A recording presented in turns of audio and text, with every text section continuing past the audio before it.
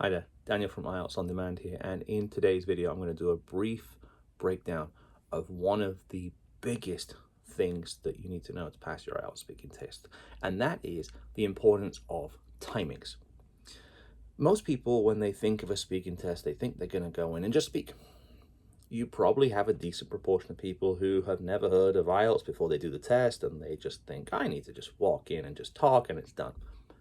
Nothing could be further from the truth. This exam is heavily scripted and heavily staged in terms of timing. And it's a little bit like learning the steps of a dance. If you learn those steps of the dance very successfully and very comfortably, then you have a far higher chance of being able to activate your existing language knowledge and base to be able to pass the test. To start with, when the examiner walks in the room, well, the candidate walks in the room meets the examiner, should I say, then something that is good to know is that the dictaphone goes on as soon as the candidate walks in the room. Nothing to be afraid of. The dictaphone is a small little device. It looks a little bit like that with a record button on it. And it just sits on the table and we forget about it until the end of the test, until the candidate leaves the room. But something that is good to know is that that is playing through the whole test. Nothing to be afraid about, nothing to be worried about. Once the examiner has introduced the candidate to the room and they come in and sit, the examiner usually has a short speech which contains the name of the test center, the name of the candidate, and the name of the examiner, alongside various numbers that are used for administrative purposes.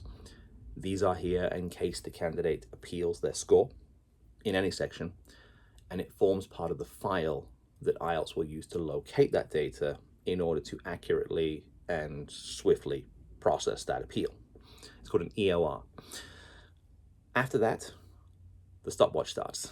A little stopwatch goes ding, and again, sits on the table.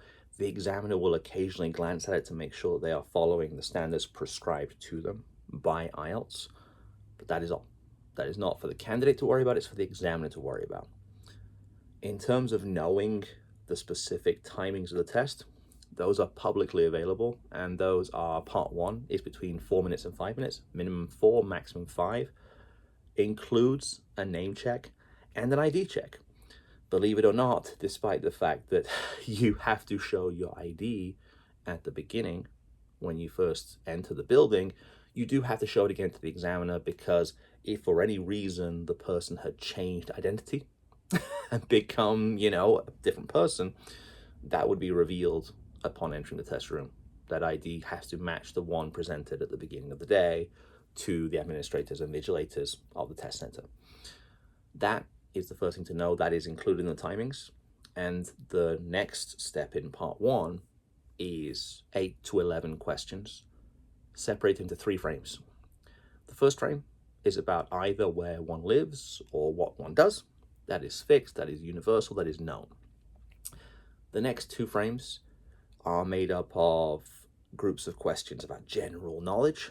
The first frame is always 4 questions, and the second frame is between 1 question and 4 questions, depending on timings, the examiner's own preference, and just the overall feel of the test.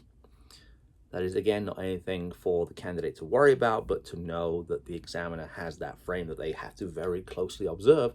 So if the examiner, for whatever reason, seems a little fidgety on the timings, that is why.